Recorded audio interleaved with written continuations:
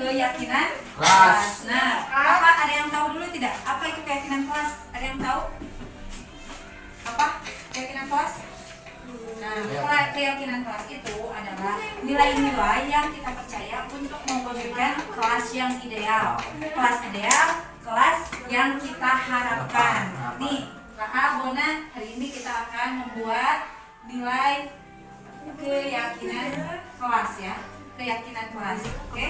Nah, apa saja sih yang akan kita tulis nanti akan kasih ini akan apa? Ini namanya Kertas. ya, kertas sticky note ya. Nanti kalian akan menulis apa sih yang harus kita lakukan untuk mewujudkan nilai-nilai untuk mewujudkan kelas yang ideal, oke? Silpa ya. Nah, yang harus ditulis itu ibu harapkan nilai-nilai positif sesuai dengan apa yang kita yakini dengan 6 profil pelajar Pancasila. Antaranya apa saja? Beribadah, Beriman, bertakwa, dan berakhlak mulia. Terus apa lagi? Iya. Terus?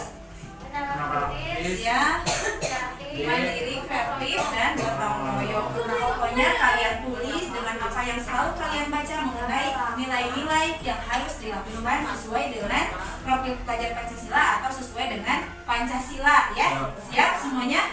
Siap. Nah, ibu akan bagikan ini 2 lembar. Silakan tuliskan beberapa nilai yang kalian yakini minimal 2 ya.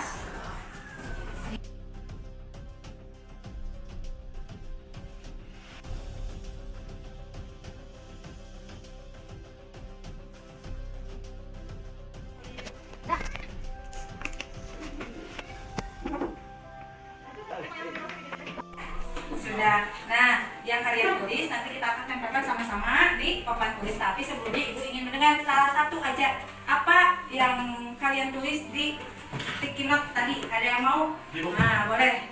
Siapa dan Jepal? Ayo. Apa? Oh iya. Kalau Jepal? harus saling membantu. Boleh, sekarang silakan kalian tempelkan di papan tulis ya. Sip. Ayo. Tempelkan di papan tulis. Oh, yang udah duduk lagi.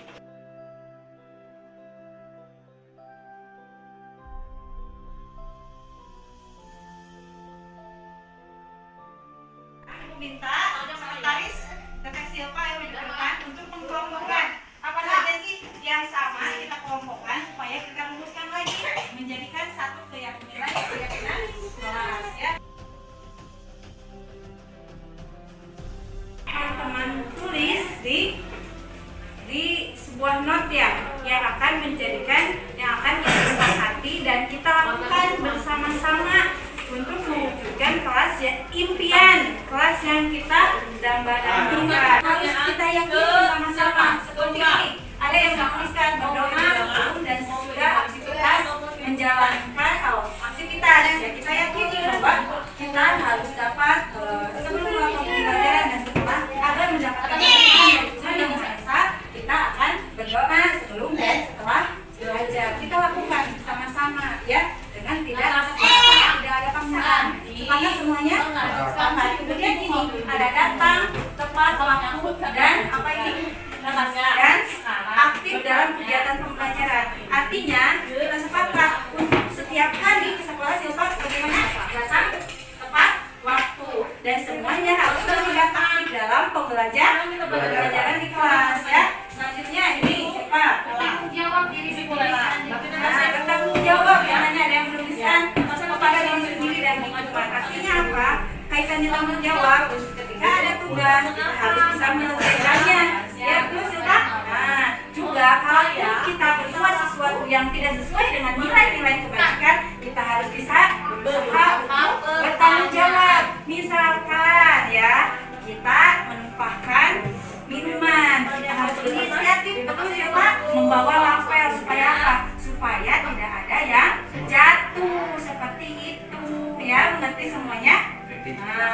Nah, ini juga tadi sudah disebutkan oleh Silva. Kebanyakan dari kita, dari keseluruhan teman-teman di sini, kita harus bisa saling ya, saling apa sih Pak? Di sini saling menolong, saling membantu. Ya, jadi tidak boleh ada yang sebagai apa? fotoan. Nah, kita harus saling membantu, harus saling menolong. Jadi tidak boleh ada yang apa? Bicara sama Siapa?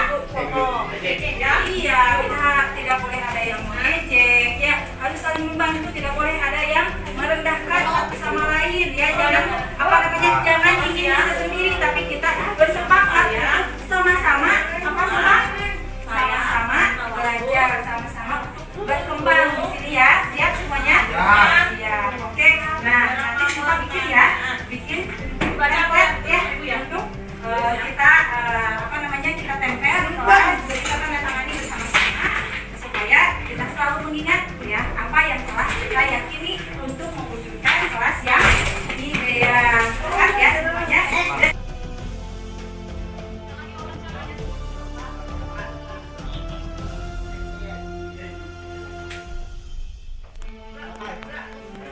Nah, ini adalah rangkuman nilai-nilai yang telah kita sepakati untuk mewujudkan kelas impian yang telah diselesaikan oleh siapa teman kita ini?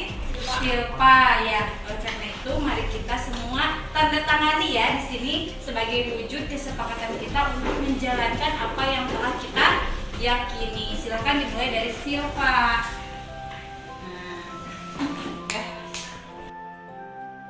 Ada cari namanya ya. Cari namanya ya.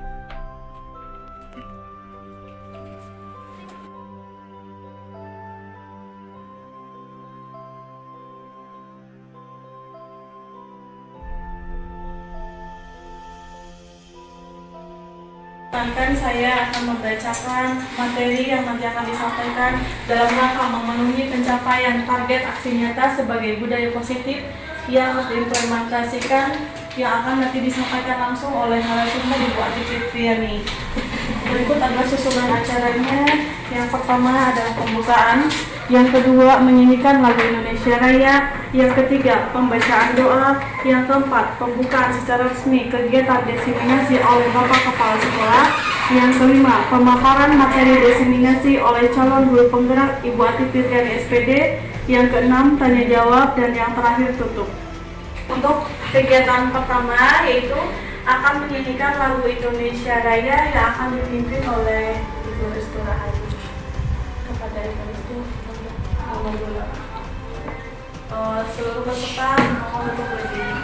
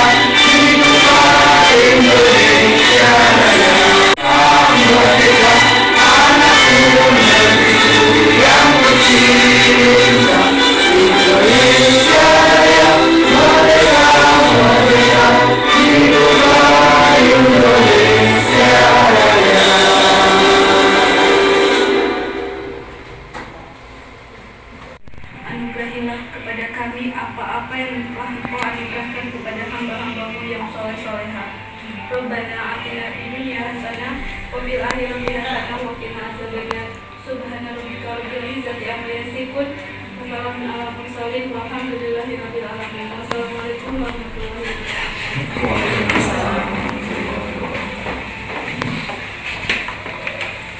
Terima kasih kepada kita yang telah mengajarkan doa. Semoga apa yang doa kita akan dipanjatkan mudah-mudahan dikabul oleh Allah Subhanahu wa taala.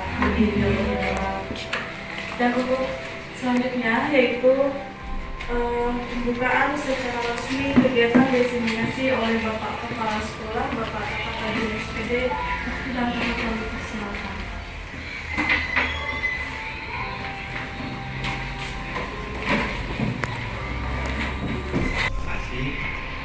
Pada seluruh mungkin rekan kerja sebagai tamu undangan pada acara diseminasi daripada mungkin hasil pembelajaran materi-materi dari Ibu Ati Fitriani selaku salah satu mungkin peserta CGP yang bisa lolos dari basis SRB ABC Yayasan Insan.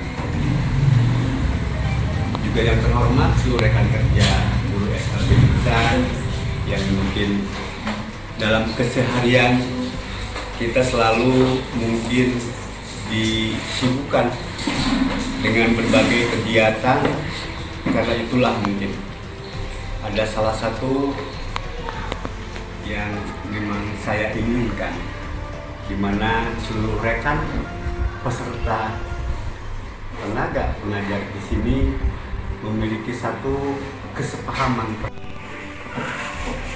yang dibutuhkan oleh Ibu Ati di sini. Ya, tepat betul bahwa kita penting belajar. Di era pendidikan sekarang tidak bisa kita sendiri-sendiri. Karena kalaulah ada produk yang memang bagus, tapi dihasilkan oleh sendiri, ini dipertanyakan sekarang. Karena kompetensi sosialnya di mana? Ya. Jadi untuk itu mungkin salah satu figur yang memang cukup luar biasa, Pak Aris sampai kemarin ini berbicara panjang tentang bagaimana kita harus memiliki kemandirian untuk membangun kebersamaan. Minimal mulai dari sekolah lestari dan SLB Insan. Untuk perayaan membalikan fakta ya Pak tentang bagaimana diharapkan mau besok atau lusa tahun depan pun tidak menutup kemungkinan kan ada seluruh rekan guru dari lestari yang bisa masuk ke guru penggerak ya. Itu ini salah satu tagihan pentingnya bahwa Ibu Ati dengan serentetan kegiatan-kegiatan yang memang sudah terlewati, ternyata harus ada ini juga. Ada dimunculkan praktek baik sebagai budaya positif yang memang harus terbentuk di luar. Yaitu apa? Ya membagi informasi tentang bagaimana sih sesuatu yang ini bisa menjadi ringan, ramah, tetapi hasilnya yang luar biasa. Mungkin itu saja yang namanya persepsi ya, sebelum nanti Bu Ati bagaimana mengolah kondisi sekolah. Pertama mungkin saya mengucapkan terima kasih kepada Abah dan Mr. Insan yang telah mengundang kami. Kemudian mohon maaf karena kemarin harus 5 ya datangnya 5 gitu. Kalau misalkan dipintanya 6 gitu. Karena dipintanya 5 ya 5 yang kita datangkan di sini. Kemudian yang selanjutnya sebetulnya rintisan yang paling panjang dengan Abah itu, PR yang paling panjang ya Pak dengan Abah itu, walaupun Jawa Barat mungkin akhir-akhir ini hanya bilang Ridwan Kamil inovasi, kolaborasi, bolak-balik ya misalnya. Padahal kita itu dengan Abah PR-nya dari dulu itu bagaimana kita bisa berkolaborasi, ngahijikeun guru itu hese. Betul nggak? Ketika kemarin Abah nyuruh Abi KKG, ya berarti saya kumpulkan. Adapun nanti pemikiran yang muncul, ya nanti yang penting ngahiji lah. Ternyata memang agak susah, gitu. Nah akhirnya kenapa sok kayak jalan pintas yang Abah duaan we Berarti kolaborasi kita hanya sebatas itu. Bapak dan Ibu, itu mungkin esensi yang paling agak susah PR Abah menghijikkan atau berkolaborasi. Tetapi kalau misalkan sekarang udah agak mulai nih, yang paling susah itu saya sebagai pengas Ibu, yang paling susah itu bukan berkolaborasi dengan orang luar apalagi. Yang paling susah itu berkolaborasi dengan internal kita. Jadi susah kalau misalkan saya masuk ke sini, komunitas ini, insya Allah biasanya diterima. Tetapi ketika misalkan dengan komunitas kita itu agak susah. Dan saya menyadari kenapa agak susah, mungkin karena saya tidak punya daya jual, tidak apa-apa. Tapi kalau misalkan saya daya jualnya bagus, mungkin akan diterima. Barangkali itu Bapak dan Ibu, esensi pertemuan dari yang sekarang ini, saya mencatatnya itu intinya.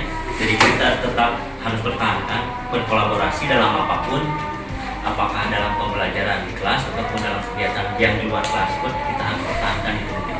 Demikian, Assalamualaikum warahmatullahi wabarakatuh.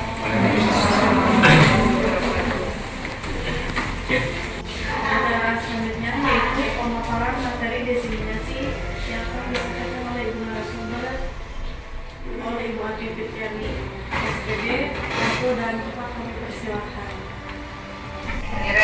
Bismillahirrahmanirrahim. Assalamualaikum warahmatullahi wabarakatuh. Waalaikumsalam warahmatullahi wabarakatuh. Selamat siang, salam sejahtera untuk semua, salam dan bahagia. Yang terhormat Bapak Kepala SLB RBC Yayasan Sejahtera, Bapak Kepala SPD. Yang saya hormati Bapak Kepala SLB KBC Adesari Lestari, Bapak Aris Rahman SPD MPD. Selamat datang Bapak. Yang saya hormati Bapak Ibu Guru hebat yang hadir dalam kegiatan kali ini dari pembebasan modul 1.4 yaitu budaya positif. Pertama-tama marilah kita panjatkan puji serta syukur kehadirat Tuhan Yang Maha Esa karena atas berkat rahmat-Nya kita dapat berkumpul pada kesempatan ini. Salawat serta salam marilah kita curahkan kepada Habibana wa Nabiyana Muhammad.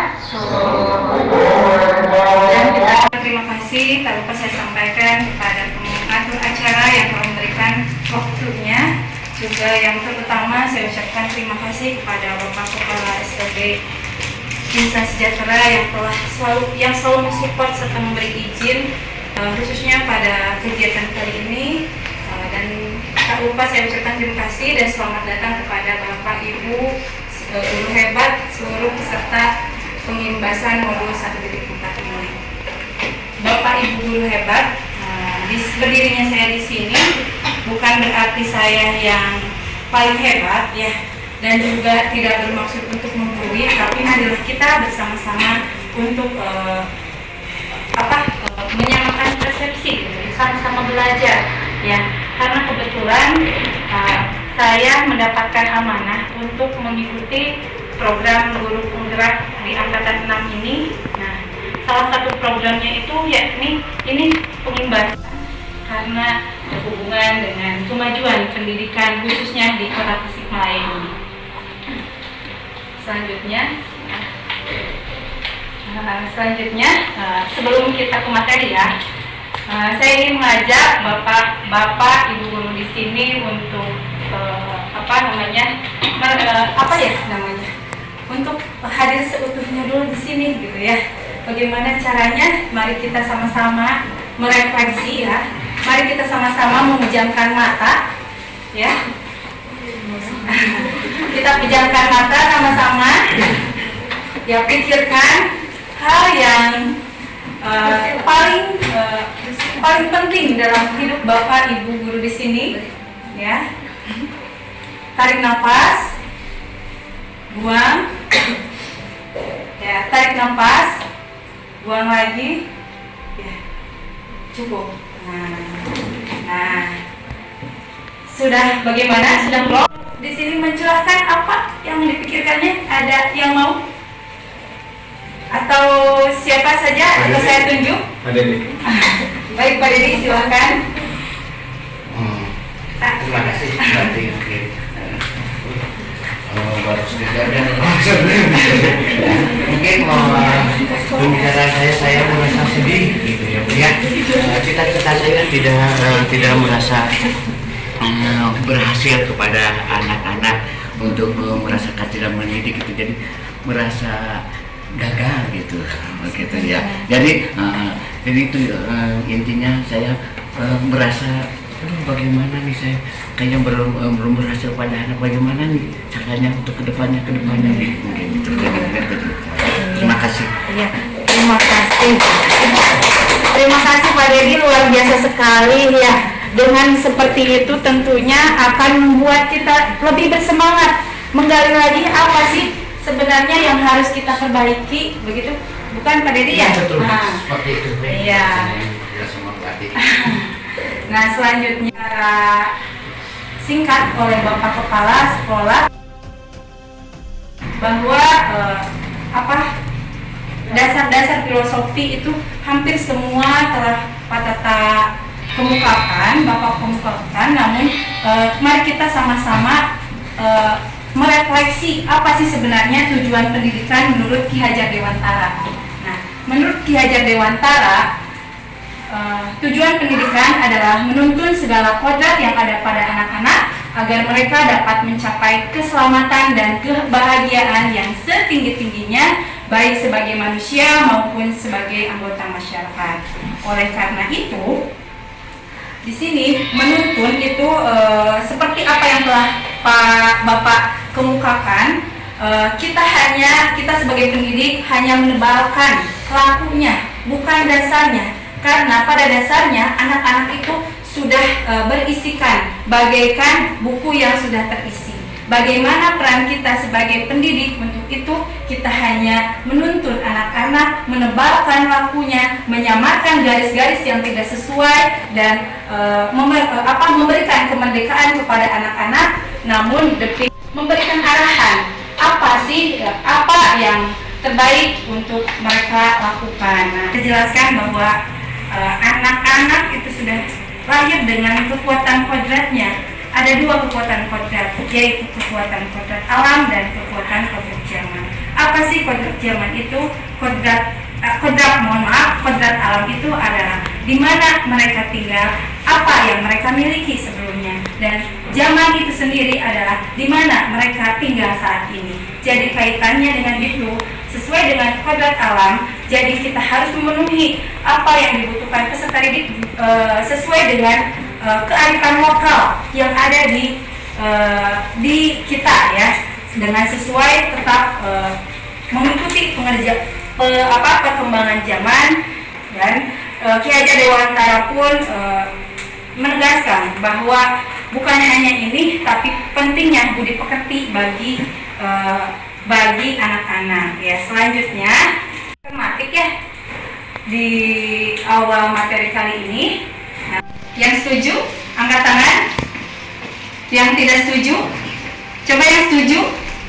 Nah, Hukuman seperti apa?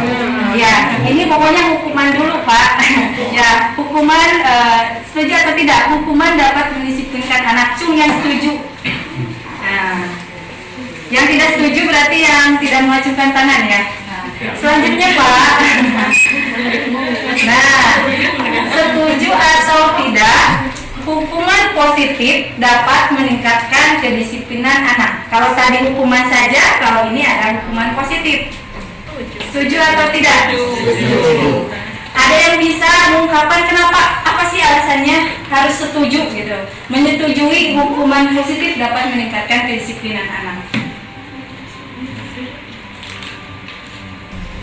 Alasannya? Alasannya yang saya mungkin bisa pikirkan ya. Pertama, hukuman ini akan berdampak pada kemajuan yang positif. Ya. Kita harus seramah mungkin dengan menggulirkan mungkin keteladanan. Kalau sekarang mungkin hukuman dipersepsikan sebagai kesepakatan ya, apabila ada yang melanggar. Mungkin untuk era merdeka belajar sekarang, guru itu diharapkan bisa memilih apa yang bisa mengingatkan kesalahan dia itu, tetapi dengan sesuatu yang bisa bermaslahat untuk diri dan yang lainnya. Mungkin itu Bu. Ya. hal positif. Siap, luar biasa sekali jawabannya. Dan pertanyaan yang ketiga, pertanyaan terakhir. Terima kasih Bapak ya. Pertanyaan terakhir adalah setuju atau tidak memberi penghargaan dapat meningkatkan motivasi belajar anak? Setuju? Setuju. Sepakat, setuju semuanya? Nah, sekarang bagaimana paradigma baru memandang hukuman maupun penghargaan yang diberikan kepada siswa kita hari ini? Nah, selanjutnya apa saja sih yang akan kita pelajari bersama-sama di budaya positif ini? Banyak sekali Pak. Jadi sedikit berbagi pengalaman bahwa ketika modul ini itu saya sangat benar-benar butuh waktu yang luar biasa karena bahasanya itu sangat luar biasa sekali. Yang pertama adalah disiplin positif dan nilai-nilai kebajikan universal. Yang kedua adalah teori motivasi, hukuman, penghargaan, dan restitusi. Yang ketiga adalah keyakinan kelas. Yang keempat, kebutuhan dasar manusia dan dunia berkualitas. Yang kelima adalah 5 posisi kontrol. Yang keenam adalah segitiga restitusi. Sebelumnya Bapak Ibu, apakah sudah ada yang mendengar istilah-istilah dari sini? Belum. Ya, karena satu materi saya akan membagikan dulu kertas ya. Kertas. Nah, silahkan tuliskan di sini hal apa yang paling berharga bagi Bapak Ibu, baik itu benda maupun apa saja. Intinya ini adalah rahasia kita, ya. Rahasia kita, silahkan tuliskan.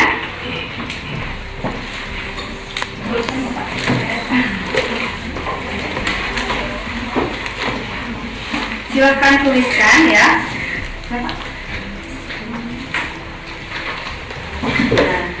Lalu setelah dituliskan digenggam di tangan ya. Karena ini nih sangat berharga, jadi harus kita harus kita jaga ya.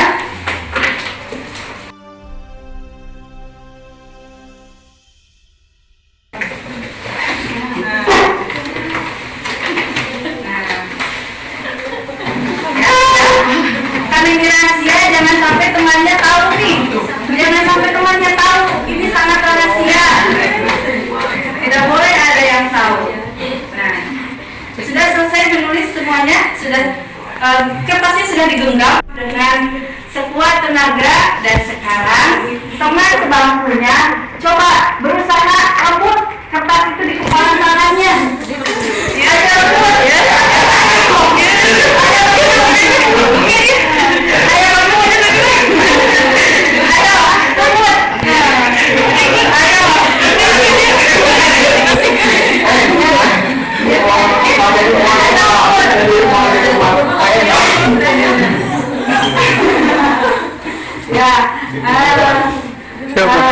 Sudah ada yang berhasil tidak merebutnya? Ada yang berhasil. Nah sekarang saya ingin melihat tadi karena semangat sekali ya di sini Bu Sri ya. Bu Sri itu sangat semangat sekali tadi ketika mengambil kertas atau rahasia dari Ibu Sherly. Nah, Bu Sri bagaimana perasaannya ketika merebut rahasia gitu ya? Rahasia sangat semangat untuk merebut rahasianya Ibu Sherly karena yang digenggam itu sesuatu yang sangat berharga. Jadi saya sangat penasaran sekali. Hasil karena genggamannya itu sangat kuat. Nah, tidak berhasil katanya Pak, walaupun dengan sekuat tenaga Bu Sri itu ingin mengambil rahasianya atau ingin mengetahui rahasianya, tapi Bu Sri tetap mempertahankan genggaman tangannya, mempertahankan apa yang membuat dia berharga. Nah, sesungguhnya apa yang terjadi? Nah, pertanyaannya siapa yang memegang kendali? Siapa yang memegang kendali? Nah, iya pertanyaannya, apa jawabannya itu? Jadi kitalah yang memegang kendali atas apa yang kita pertahankan ya, gitu, atas kontrol diri sendiri.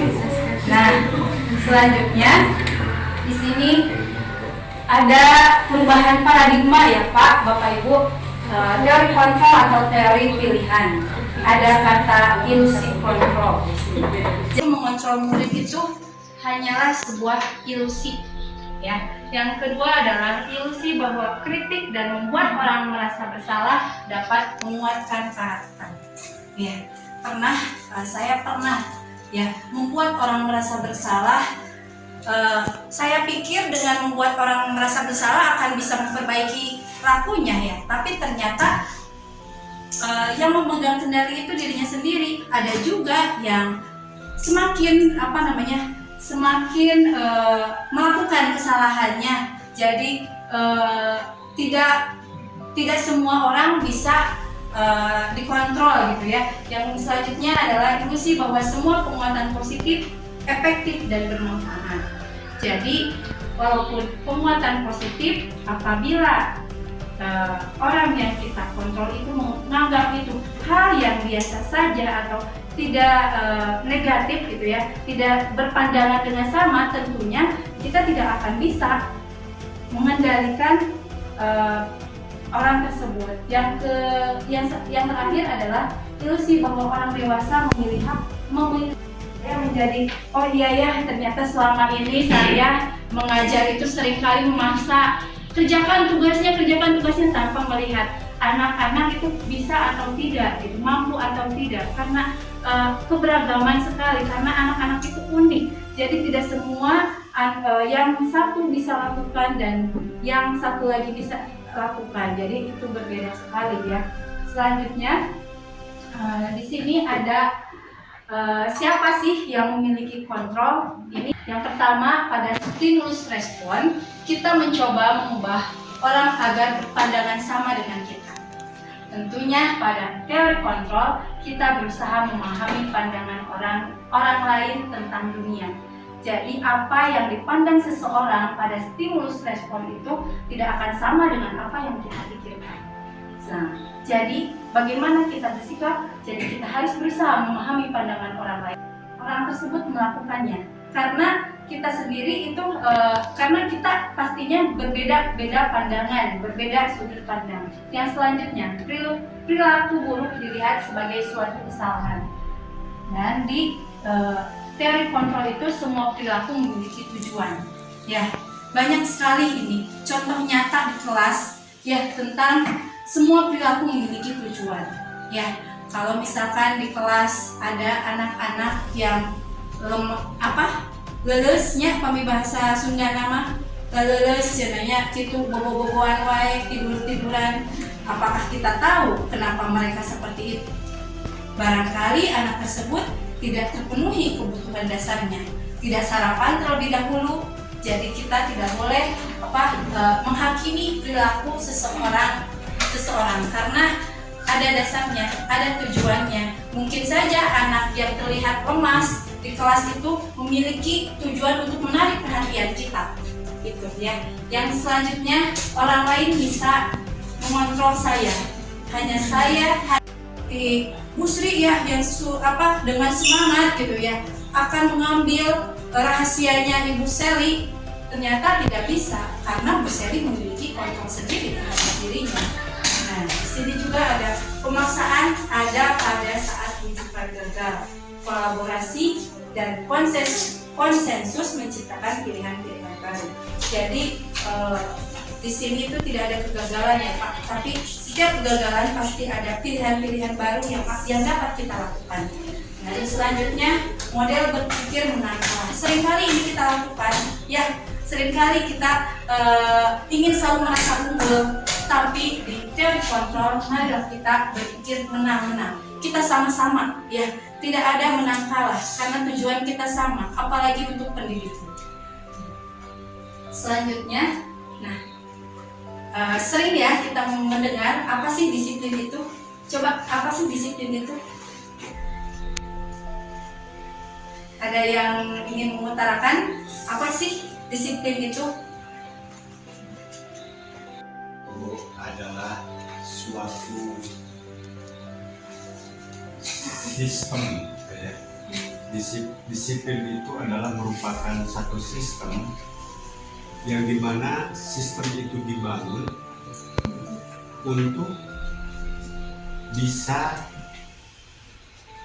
memberi pengaruh supaya perilaku dasar manusia itu termodifikasi ke arah perilaku yang adaptif tentunya. Nah, bahwa disiplin itu penting tergantung di sisi mana mungkin ya, semacam tadi yang dijelaskan, ternyata semuanya harus berilusi. Kenapa? Karena supaya tidak merasa anak itu ada penekanan sekalipun kita menerapkan disiplin. Makanya kita di era keterampilan secara psikis, bagaimana supaya apapun yang memang kita lakukan itu ada di ambang bawah sadar anak. Padahal orang teh hayang nyiekeun murah tadi ya supaya anak bisa duduk. Tapi bukan berarti seperti dipaksa anak diseret untuk duduk. Tetapi bagaimana kita mampu menciptakan sistem yang menarik untuk anak bisa duduk, itu mungkin. Ya baik, terima kasih Bapak. Ya memang sekali disiplin itu suatu tindakan yang mengarah untuk kita memiliki nilai-nilai kebajikan, Bapak ya. Nah, jadi pengertian disiplin ini menurut ini ya berasal dari kata Latin yang berarti belajar. Ya, betul sekali Bapak tadi belajar. Makna asal dari kata ini berkonotasi dengan disiplin diri dari murid-murid Sokrates dan apa yang dia hargai. Namun dalam budaya kita, makna disiplin telah berubah menjadi sesuatu yang dilakukan seseorang pada orang lain untuk mendapatkan kepatuhan. Jadi seringkali kita membuat tata tertib, betul ya Pak? Tujuannya untuk apa? Untuk agar semuanya disiplin. Nah, itu kenyataan kita ya. Kecenderungan umum adalah menghubungkan kata disiplin dengan ketidaknyamanan, bukan dengan apa yang kita hargai atau pencapaian suatu tujuan mulia. Jadi seringkali kita melakukan sesuatu itu karena takut Pak ya, karena ada aturannya gitu. Kalau sekarang kita mengenai disiplin itu dengan apa? Penghargaan untuk diri kita sendiri gitu ya Pak, untuk suatu tujuan yang mulia. Jadi kesimpulannya disiplin adalah kemampuan memerintah diri sendiri dalam mengontrol dan menguasai diri untuk memilih tindakan yang mengacu pada nilai. Dan ini juga merupakan definisi merdeka menurut Ki Hajar Dewantara. Jadi merdeka itu bukan berarti kita tidak melakukan apa-apa, tapi kita melakukan segala sesuatu atas dasar kemauan diri kita sendiri. Selanjutnya, nilai-nilai apa sih yang akan kita tempuh? Nah, nilai-nilai itu disebut dengan nilai-nilai kebajikan universal. Nilai-nilai kebajikan universal ini adalah sangat banyak Bapak, tapi yang kita tahu itu, yang kita sekarang sepakati bersama bahwa nilai-nilai kebajikan itu adalah profil pelajar Pancasila. Yang pertama itu apa? Ada beriman, bertakwa kepada Tuhan Yang Maha Esa dan berakhlak mulia, mandiri, bernalar kritis, berkebinekaan global, bergotong royong juga kreatif. Nah, itulah nilai-nilai yang diharapkan khususnya di Merdeka Belajar ini. Selanjutnya di sini ada teori motivasi dan perilaku manusia. Nah, di sini yang pertama adalah dari orang lain atau disebut juga dengan penghargaan, dan yang terakhir adalah untuk menghargai, mengapresiasi diri sendiri. Jadi kalau dikelompokkan ada dua ya. Ada dua kontrol, ada dua motivasi gitu ya. Motivasi ada yang eksternal, itu berasal dari luar, dan ada motivasi yang berasal dari diri sendiri, yaitu motivasi internal atau disebut juga dengan motivasi intrinsik atau juga disiplin positif ya. Jadi apa sih yang kenapa sih anak melakukan ini? Misalkan kalau motivasinya motivasi eksternal, itu anak yang dipikirannya itu apa yang akan terjadi apabila saya tidak melakukannya. Kalau yang ingin penghargaan, apa sih yang akan kita dapatkan kalau kita melakukan sesuatu?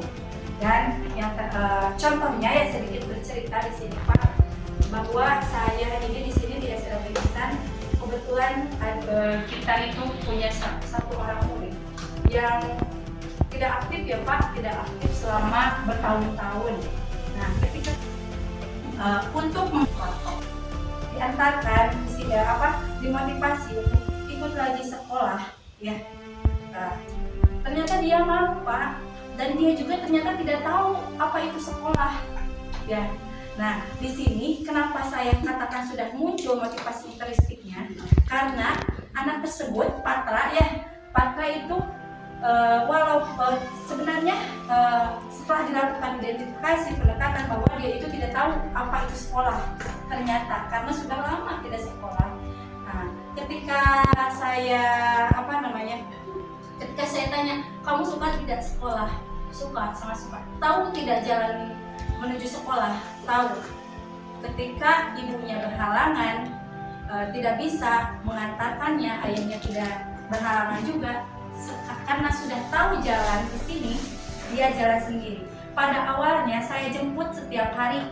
Nah, saya janjikan 7:30 sudah ada di depan setiap hari. Tapi sewaktu-waktu saya berangkat lebih awal atau dia istilahnya tidak ada yang menjemput. Nah, apa yang terjadi? Dia jalan ke sini sendiri Pak. Ya, karena itu dia sudah muncul motivasi intrinstiknya. Untuk kenapa saya udah menanamkan anak untuk ini loh yang sebenarnya harus kalian lakukan, bukan untuk saya tapi untuk diri Anda sendiri, dengan disiplin diri, merawat kesehatan mentalnya, mandi, sarapan, kemudian pakaian rapi, pergi ke sekolah mencari ilmu, dan dia juga alhamdulillah muncullah gitu ya penasarannya apa yang selama ini dia ingin ketahui. Karena apa Bapak? Ketika kesini saya tanya anggota tubuh dari atas sampai bawah pun dia tidak tahu itu kenyataannya. Tapi alhamdulillah sekarang sudah dapat hadir seperti biasa, kecuali memang sakit karena Patra itu ternyata kondisi badannya itu sangat lemah sekali. Jadi seringkali lemas, beberapa kali juga saya antarkan ke rumahnya gitu untuk istirahat terlebih dahulu. Nah, selanjutnya, apa itu restitusi? Nah, di sini adalah restitusi adalah proses menciptakan kondisi bagi murid untuk orang seperti apa yang mereka ingin, dan bagaimana mereka harus memperlakukan orang lain. Jadi kita itu biasanya ya kalau misalkan anak berbuat kesalahan ditanya, kamu kenapa sih gitu ya, terus kamu harus ini karena kamu telah melakukan itu gitu kan ya, biasanya seperti itu. Tapi di restitusi ini kita mengajak memvalidasi tindakannya, kenapa dia melakukan itu, kita tanya apakah dia tahu yang dia lakukan itu benar atau salah. Terus kita juga tidak menyalahkan karena sejatinya kita juga seringkali berbuat salah begitu. Dan ketika kita ketika di terakhir kita mencari solusi, bukan solusi dari kita, tapi kita tanyakan apa sih yang dapat memperbaiki perilakunya tersebut.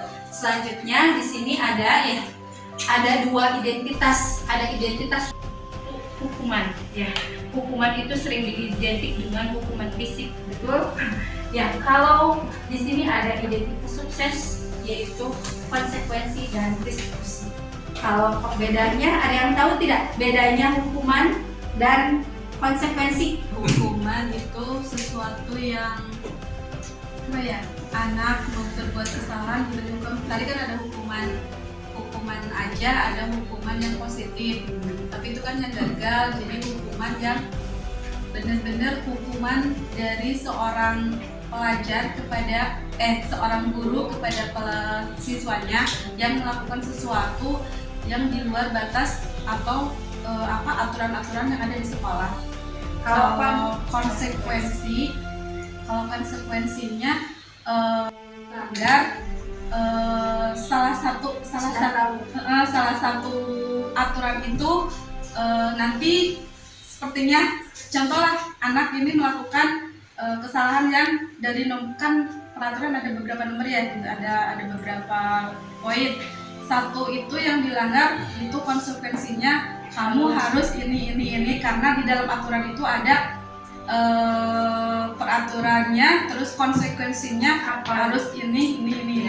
Betul sekali Bu Lela. Jadi kita kalau hukuman itu seringkali menyakitkan dan biasanya fisik ya. Kalau konsekuensi itu yang telah disepakati ya, tapi disepakatinya oleh sebagian orang, tidak seluruh orang, dan mereka harus mempertanggungjawabkan istilahnya ya perbuatannya dengan apa yang sudah tertulis. Jadi misalkan kalau datang terlambat, konsekuensinya tidak boleh istirahat, misalkan seperti itu. Di sini sudah jelas ya, kalau hukuman itu bersifat negatif dan konsekuensi itu netral. Kenapa netral? Karena sudah pada tahu kalau melakukan ini harus ini gitu. Dan di sini restitusi adalah di hal yang positif. Di mana perbedaannya? Nah, di sini ada tabel ya, kita akan bahas. Kalau hukuman adalah sesuatu yang menyakitkan dan harus terjadi, ya, ini adalah merupakan pilihan. Ya, kenapa pilihan?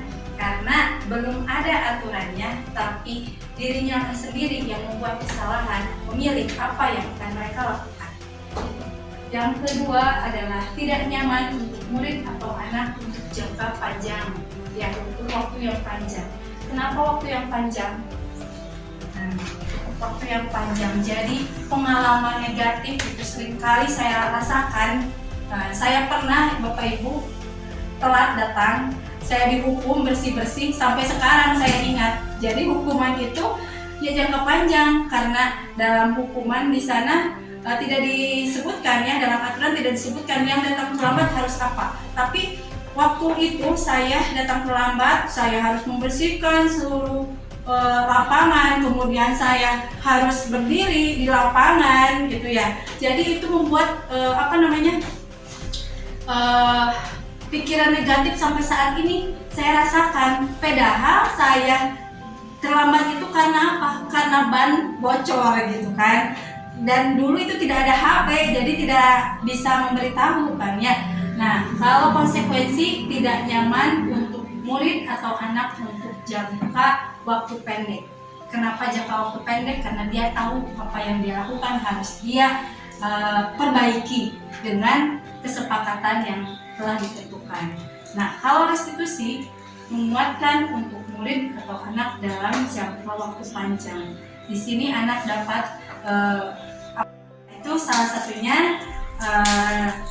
Selanjutnya aja, mari kita, karena kita sudah belajar nih apa itu hukuman dan konsekuensi, mari kita join ya ke kuis saya dengan klik joinmyquizzes.com.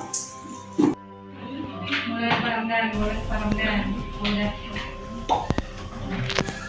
Sudah Ayu, bulan sudah masuk. Mas 2, Mas 5.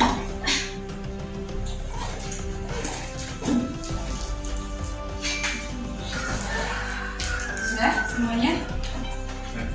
12. Ini berapa orang? 6, berarti 2 lagi.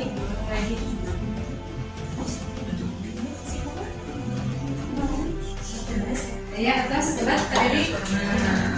Jadi baterai terus ya. Kita mulai saja ya. Nah, silakan dimulai. Karena akan berbeda ini isinya, silakan dimulai.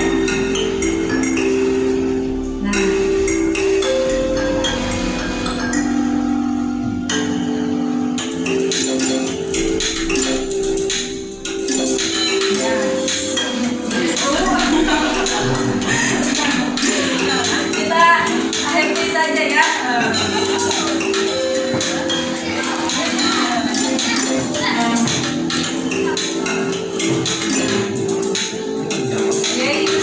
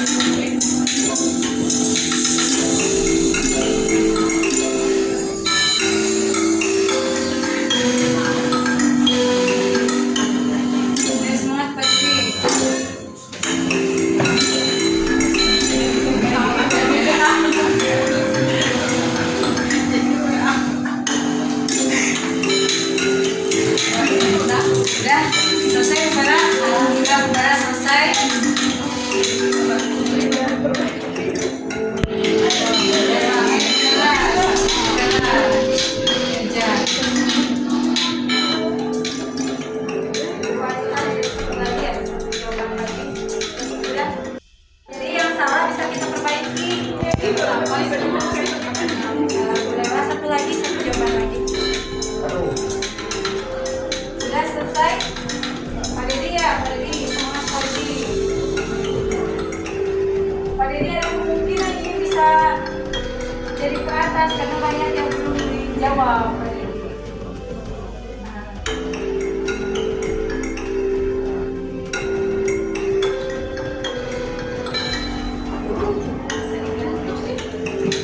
Yang J ini siapa yang J? Oh, yang Oci.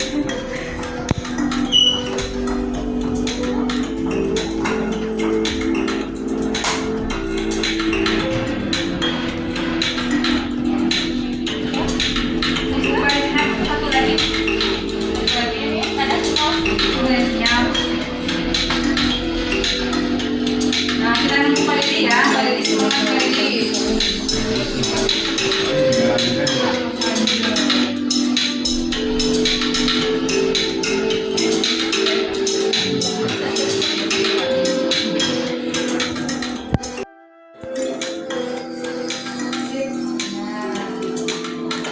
Kita akhiri ya.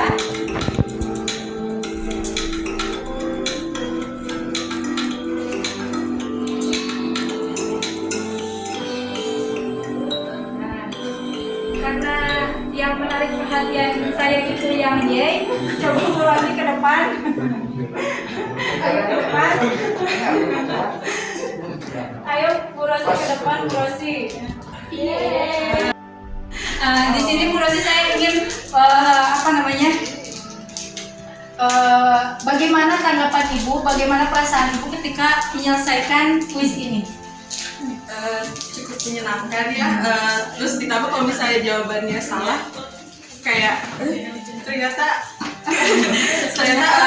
kita belum bisa benar-benar membedakan itu mana yang hubungan maupun konsekuensi kayak gitu, masih agak sedikit tertukar kayak gitu. Terima kasih Bu Rosi, tepuk tangan. Nah ini ada? Tidak? Silakan Bapak Ibu. Nah, jadi di sini kita dapat 70% ya, yang dapat yang sesuai dengan apa sih itu konsekuensi dan apa itu hukuman. Ya. Tidak apa-apa, karena sama saya juga seperti Bu Rosi tadi. Oh, ternyata saya ini salah loh, pemahaman saya ini salah gitu. Jadi kita senyum-senyum sendiri ya Bu Rosi. dalam mohon maaf Ya. kalau ada beberapa penjelasan yang saya baca ulang-ulang di buku Anna Johnson. Di buku itu ada judul kecil itu aturan versus prosedur. Ya. Jadi bercerita tentang kelas sama intinya seperti ini, konsekuensi. Tetapi kan lebih sama dua-duanya mungkin agak penting. Apakah hukuman itu salah? Ternyata tidak juga dalam kehidupan sehari-hari banyak. Ada juga yang harus seperti itu. Kayak misalkan gini, kenapa orang itu pakai helm? Ya. Apakah takut dengan hukuman yang ada polisi dan undang-undangnya? Atau dia itu di prosedurnya kan karena prosedur itu untuk melindungi keselamatan diri kita. Nah, kan lebih jelas misalkan hukuman cenderung untuk seperti tadi, walaupun tidak harus fisik, tidak harus fisik, misalkan dengan kata-kata juga bisa jadi, kata-kata verbal juga lebih menyakitkan, bisa jadi seperti itu. Tapi pertimbangannya yang mana? Pertimbangan kondisi itu. Nah, kita coba pakai misalkan, kalau intinya sama untuk merubah hukuman juga sama untuk berubah, kemudian konsekuensi atau prosedur juga sama untuk berubah. Tapi mungkin kita harus milah-milah mana yang lebih bukan manusia, tidak melanggar hak manusianya itu mungkin. Terima kasih Bapak ya, Bapak Tata juga Pak Haris, bahwa memang benar Pak, di teori hukuman penghargaan dan restitusi ini sangat sensitif sekali Pak. Karena apa? Karena memang benar sekali yang kita terima dahulu itu adalah hukuman dan penghargaan, reward dan punishment, lakukan hukuman. Tapi apa yang terjadi? Ternyata kenakalan anak itu lebih meningkat daripada dulu hukuman. Jadi menurutnya itu lebih baik ada hukuman daripada penghargaan, daripada sesuatu yang menyenangkan. Kembali lagi ke kita, ya restitusi itu sesuatu yang baru, Pak, ya Bapak Ibu. Restitusi itu sesuatu yang baru yang harus kita selalu beradaptasi. Peran kita itu di sini. Peran kita itu harus coba, gagal, coba lagi hingga menjadi suatu keberhasilan.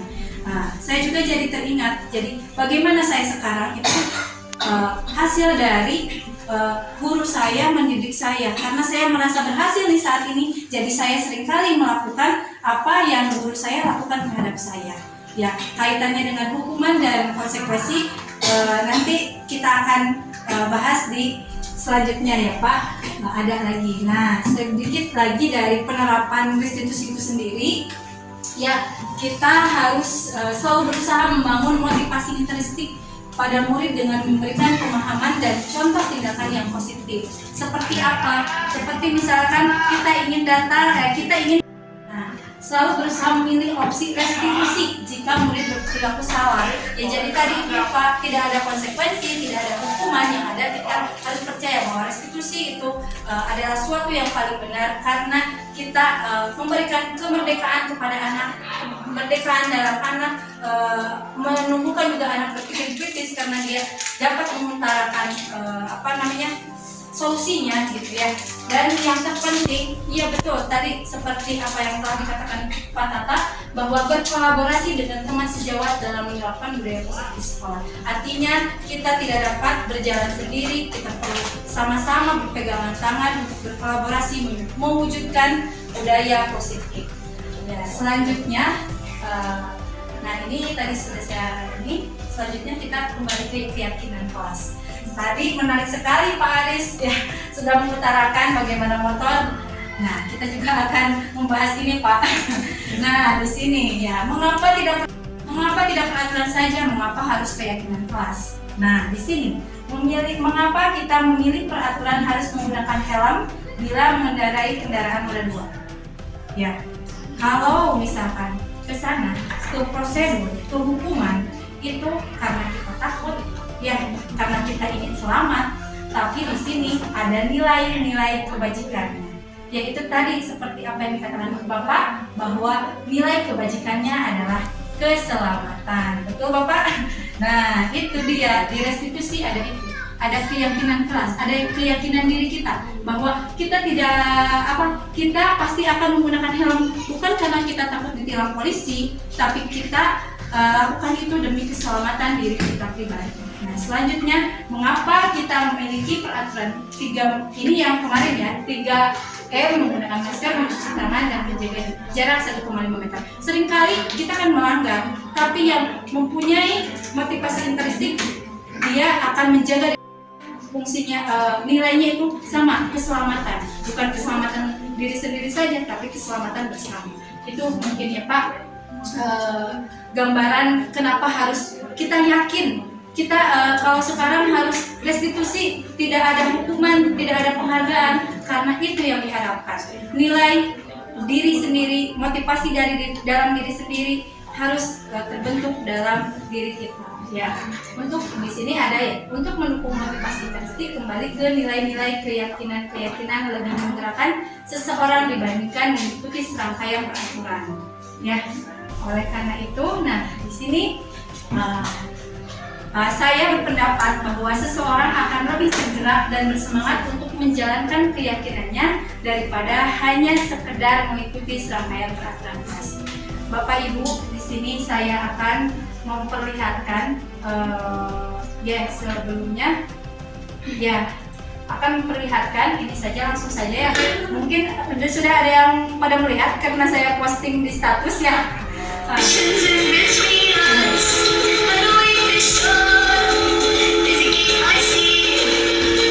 Membuat suatu keyakinan kelas, di mana bukan saya sendiri yang terlibat aktif atau saya sendiri yang menentukan, tapi memberikan kebebasan kepada murid-murid saya untuk menuliskan form atau stasiun saya.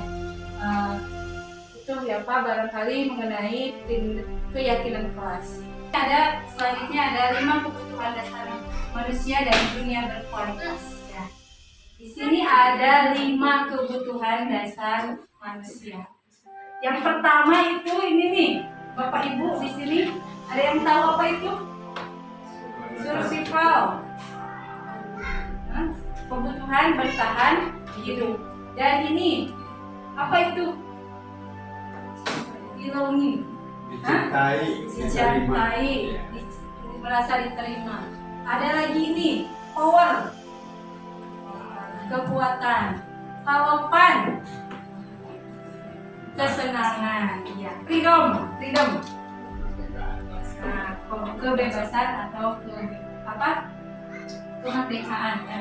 Di sini setiap orang itu pasti, ibu kejar aku karena ibu guru sayang aku. Ada sayang, iya betul sekali. Aku sebel, gambarku tidak rapi, malah ibu guru nunjukin ke teman-temanku di depan kelas. Ini kebutuhan dasar apa yang tidak dipenuhi oleh ibu siapa? Ibu Ani. Nah, aku sebel, gambarku tidak rapi, malah ibu guru menunjukin ke teman-temanku di depan kelas. Apa coba? Nah, penguasaan ya. Kalau sudah tahu dia tidak menguasainya, tapi ibu gurunya tetap memaksanya untuk ke depan ya. Nah, selanjutnya di sini, mohon maaf Pak ya karena waktu kita berburu waktu saja. Jadi di sini ada juga dunia berkualitas. Konten apa yang terpenting dalam hidup?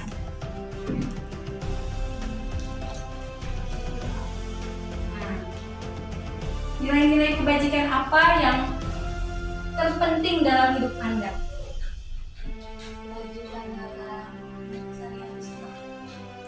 Nilai-nilai kebajikan itu yang paling penting apa sih itu?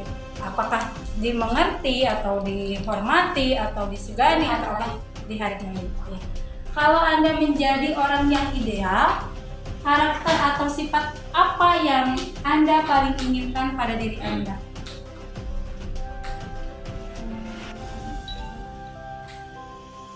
Karakter yang paling diinginkan dalam diri Anda gitu, dalam diri ibu itu apa? Selalu bersemangat. Bersemangat, iya betul. Apa pencapaian Anda yang Anda sangat banggakan? Pencapaian saat ini. Iya, pencapaian saat ini. Sudah bisa lulus sarjana. Oleh mengarahkan gitu ya. Orang itu sesuai dengan apa yang kita inginkan. Dan yang selanjutnya yaitu 5 posisi kontrol. Mari kita simak bersama-sama dan sebelumnya akan saya bagikan dulu kertas. Ya. Ambil aja.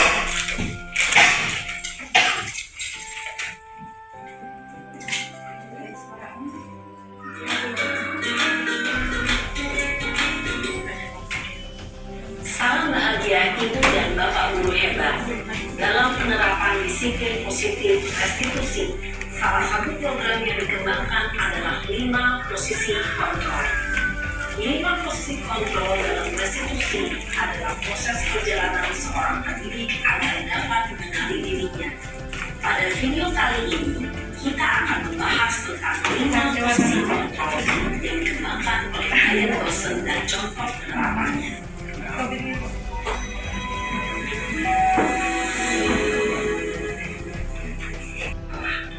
Tiga, posisi teman.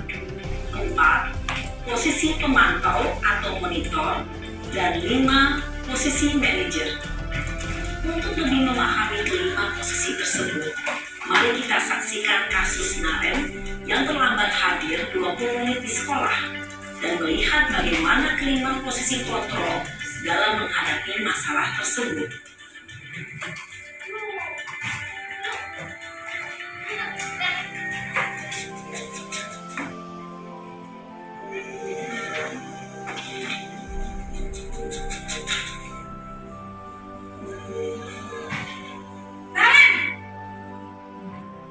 Sini kamu. Selamat pagi, Bu. Selalu terlambat. Kamu deh pasti terlambat. Maaf, Bu. Saya... Apa? Apa coba? Alasan kamu apa lagi? Kamu melewati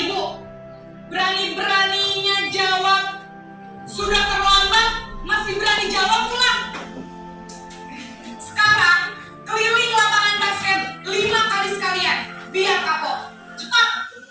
Pergi sana ke lapangan basket. Posisi penghukum biasanya berbicara dengan nada tinggi, menghardik, menunjuk-nunjuk, menyakiti, dan menyindir. Hukuman bisa berupa fisik maupun psikis. Ibu dan bapak guru hebat. Dampak yang terjadi pada murid ketika guru berada pada posisi penghukum adalah murid cenderung akan memberontak, bahkan menyimpan dendam.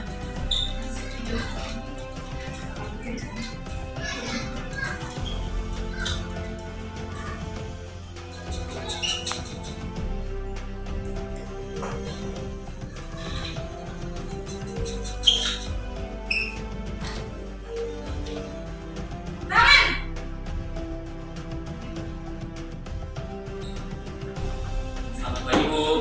Naren, kamu kenapa terlambat lagi, Mus? Bisa jantungan kalau ibu tegur bapak kepala sekolahnya. Sana cepat ke kelas. Maaf ya, Bu. Maaf sekali. Posisi pembuat rasa bersalah berbicara dengan nada tenang, cenderung lembut. Namun kata-kata yang diutarakan membuat murid merasa menjadi orang yang gagal, memandang buruk dirinya sendiri, merasa tidak berharga, dan tidak sanggup membahagiakan orang lain. Ketika guru mengambil posisi pembuat rasa bersalah, murid akan menganggap dirinya yang bersalah dan ia akan menyimpan emosi negatif tersebut di dalam dirinya.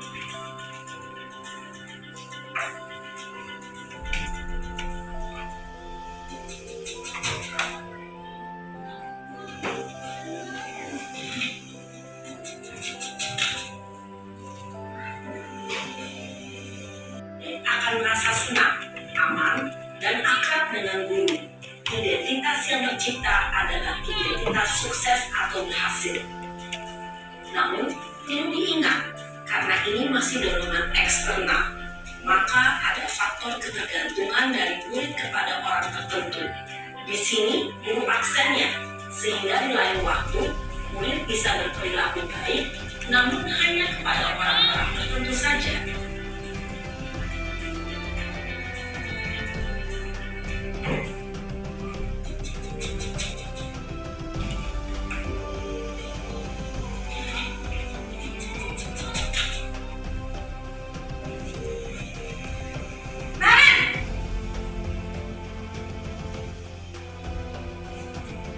Selamat pagi, Bu. Naren, apa peraturan sekolah kita tentang jam berapa kita harus masuk sekolah, nak? Kita harus di sekolah jam 7, Bu. Naren!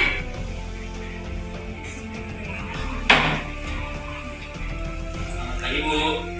Iya! Naren? Maaf, Bu. Saya terlambat.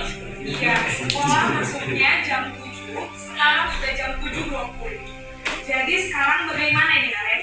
Maaf, Bu. Saya lupa alarm saya semalam. Baiklah, menurut kamu, keyakinan sekolah yang mana yang perlu kamu tingkatkan? Menghargai diri sendiri dan orang lain mungkin ya, Bu. Setuju. Jadi, apakah Naren meyakini prinsip saling menghormati tersebut? Iya, Bu. Saya meyakininya. Apakah Naren bersedia memperbaiki masalah keterlambatan ini? Bersedia, Bu. Bagaimana kamu akan perbaiki masalah keterlambatan ini? Saya akan coba untuk tidak lupa menyetel alarm saya, Bu. Baik, kalau Naren lupa menyetel alarm di rumah, ada orang yang kira-kira akan murid-murid yang mandiri, merdeka, dan bertanggung jawab. Semoga penggambaran 5 posisi kontrol yang telah diperlihatkan ini dapat menjadi ajang refleksi bagi kita semua agar dapat terus mengasah dan menerapkan disiplin positif yang memerdekakan murid. Mari terus berlatih dan bersemangat. Selamat menerapkan. Salam dan bahagia Ibu dan Bapak Guru hebat.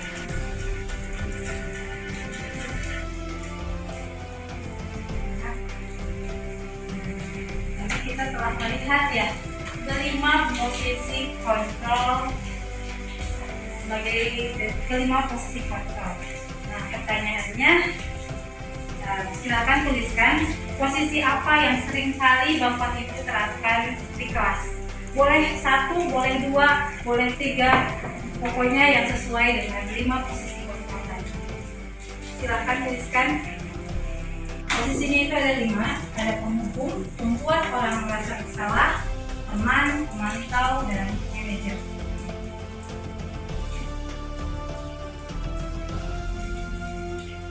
Ayo dituliskan dan segera acungkan.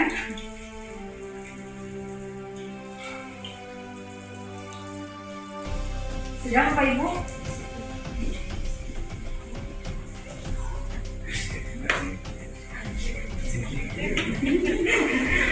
Yang kita lakukan sehari-hari di kelas gitu ya.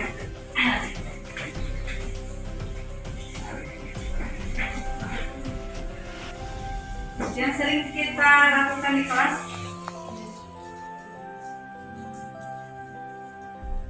atau tidak di kelas juga di rumah.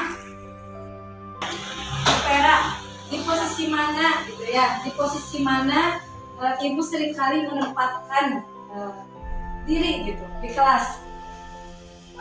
Bagi saya pribadi, saya merasa saya memposisikan diri saya adalah sebagai posisi kontrol teman. Mungkin disesuaikan dengan saya, dan sudah ibu diketahui bahwa kalau anak saya menerapkan sebagai sisi pemantau atau manajer itu tidak mungkin ya, karena untuk mengungkapkan atau menjawab pertanyaan itu sudah sulit. Tapi saya merasa kalau diri saya itu selalu merasa menjadi teman untuk mereka apapun itu, dalam hal keterlambatan ataupun pencapaian pembelajaran atau juga sebagai bahan curhatan anak-anak ada di rumah. Terima kasih Bu Vera, hebat. Mendukung anak, jarang sekali kita membeda-bedakan anak di sini, membuat anak merasa nyaman. Tapi ternyata ada posisi yang paling ideal, yaitu posisi manajer, di mana kita memberi kebebasan kepada anak, bukan didasari dengan apa yang harus mereka lakukan, dasarnya dari kita, tapi mereka sendiri yang melakukannya. Ya, selanjutnya di sini ada segitiga restitusi. Tadi kita sudah mengenal ya apa itu segitiga restitusi. Ya, di mana di dalamnya itu ada validasi tindakan. Dan yang kedua adalah menanyakan keyakinan, juga menstabilkan identitas. Yang tadi juga sudah kita lihat di video sebelumnya bahwa posisi manajer itu menerapkan segitiga restitusi. Nah, mungkin tidak sih di SLB ini dilakukan restitusi? Jawaban saya sangat mungkin ya, karena saya juga melakukan ini gitu ya Pak. Dan di sini ada 3 tahapan. Restitusi itu ada 3 tahapan. Sebetulnya ketika anak yang merasa berat ya perlu dilakukan semuanya, kita lakukan. Tapi apabila tidak usah, misalkan hanya anak itu sudah tahu kok nilai-nilai kebajikan, tahu kok dia itu berbuat salah, kita cukup menanyakan apa yang akan mereka lakukan. Tetap tidak menghakimi atau kita menyuruh gitu ya dengan instruksi bahwa anak harus ini, anak harus itu, tapi didasari dengan solusi dari anak itu sendiri. Nah, ini contoh ya.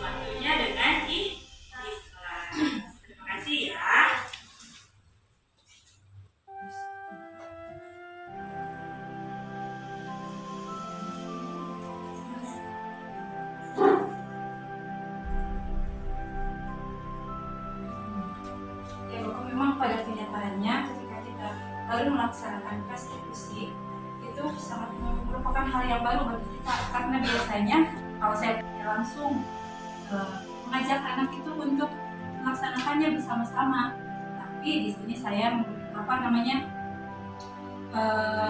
ingin suatu perubahan bahwa anak itu harus bisa mengerjakan tugas itu, menyelesaikan tugasnya atas dasar kemauan sendiri, bukan dengan kita bersamai, supaya kedepannya anak tersebut dapat menjalankan tugasnya dengan baik.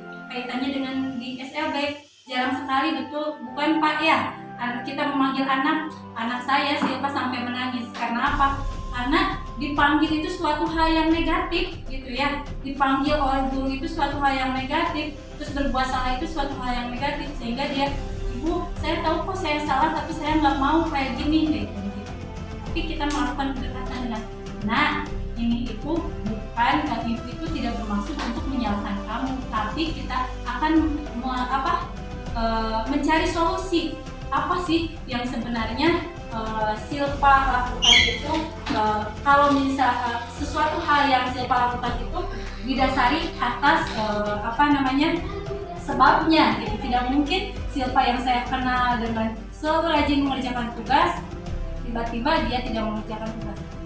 Dia ketahuilah bahwa memang ada alasan, dan ketika ditanya dia pun ada inisiatif untuk menyelesaikan tugas.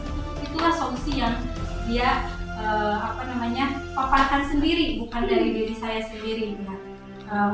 Dan itu mungkin contoh dari segitiga restitusi. Budaya positif itu yang harus kita lakukan sebagai pendidik untuk mewujudkannya. Dan tiba sekarang saya ingin merefleksi gitu ya,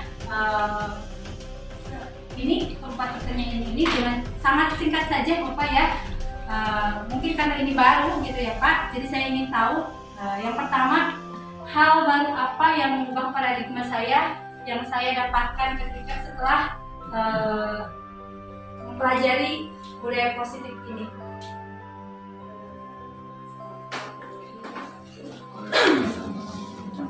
Sedikit refleksi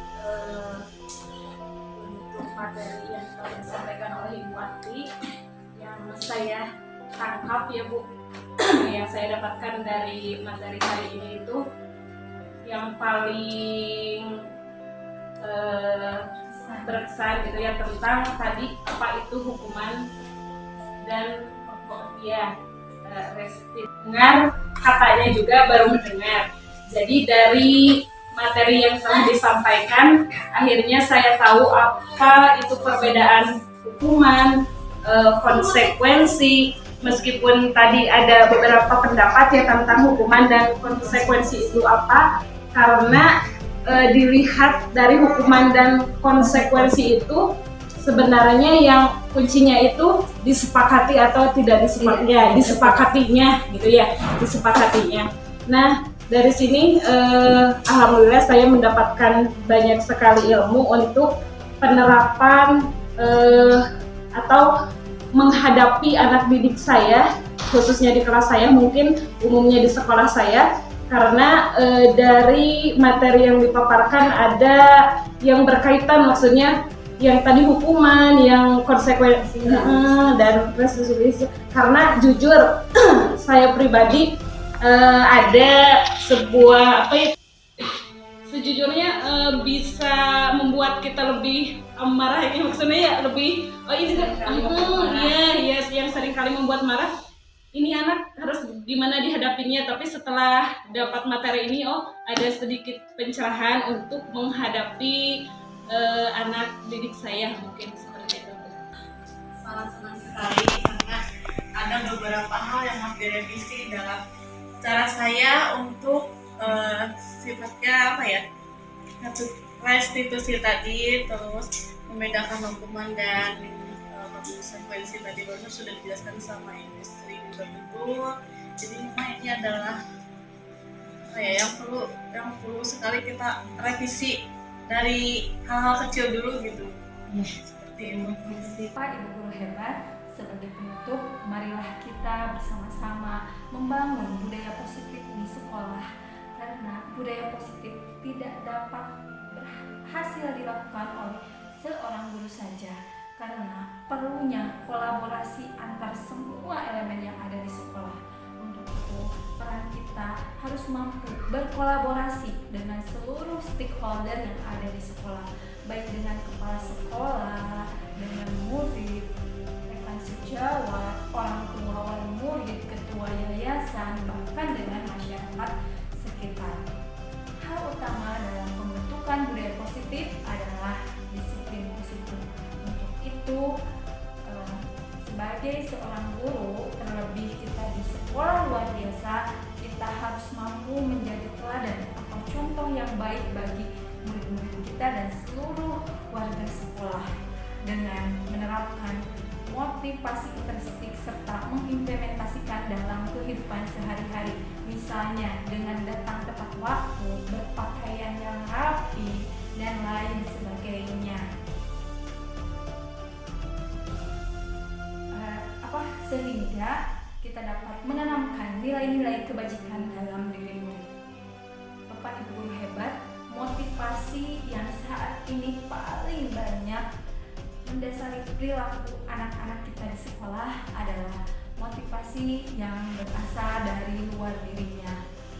Baik itu karena ingin mendapatkan imbalan atau penghargaan, maupun karena mereka tidak ingin dihukum atau tidak ingin ditegur. Oleh karena itu, kita harus berusaha untuk menumbuhkan motivasi intrinsik pada murid-murid dengan cara memberikan contoh yang baik untuk murid, karena sejatinya anak-anak kita itu meniru perilaku sekitarnya. Serta mari kita sama-sama membiasakan tidak memberikan hukuman atau penghargaan yang sifatnya sementara. Ibu guru hebat, posisi kontrol yang paling ideal adalah posisi sebagai manajer. Namun, apabila selama ini seperti saya ini yang biasanya menempatkan diri kadang di posisi merasa bersalah, pembuat merasa bersalah, teman, bahkan pemantau, marilah kita berproses bersama agar dapat memposisikan diri sebagai posisi kontrol manager, agar supaya murid yang sebagian besar adalah peserta didik dengan hambatan intelektual dapat berbuat sesuatu bersama kita dapat mempersilahkan murid mempertanggungjawabkan perilakunya, mendukung murid agar dapat menemukan solusi atas permasalahannya sendiri. Selain itu, kita dapat mendorong murid dalam mengenal kesalahan dan berusaha untuk memperbaiki kesalahannya atas inisiatif sendiri. Selanjutnya, untuk menciptakan budaya positif di lingkungan sekolah, marilah kita bersama-sama untuk memulai membuat keyakinan kelas yang disusun secara bersama antara guru dan murid. Namun apabila kita berada di kelas dengan murid yang mengalami hambatan intelektual, kita dapat berkolaborasi dengan melibatkan orang tua, ya, karena mereka selain harus membiasakan budaya positif di sekolah atau di kelas, mereka pun harus membiasakan budaya positif di rumah agar adanya keselarasan antara apa yang diberikan di sekolah dengan apa yang diterapkan di rumah. Terkait dengan segitiga institusi, marilah kita sama-sama menerapkannya untuk seluruh murid kita, baik itu anak kita dengan hambatan intelektual ataupun autis. Kita mulai bersama-sama karena saya yakin mereka juga dapat akan dapat memberikan solusi terhadap permasalahan yang dihadapinya. Yang saya rasakan ketika saya menerapkan segitiga institusi, anak-anak lebih terbuka dan dapat berinisiatif memperbaiki permasalahan yang dihadapinya. Nah, Bapak Ibu hebat, sekian dari saya. Mohon maaf atas segala kesalahan baik dalam berkata-kata, dan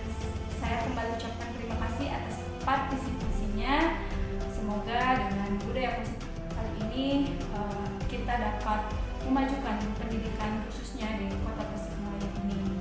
Sekian dari saya. Wassalamualaikum warahmatullahi wabarakatuh. Saya kembalikan ke pengatur.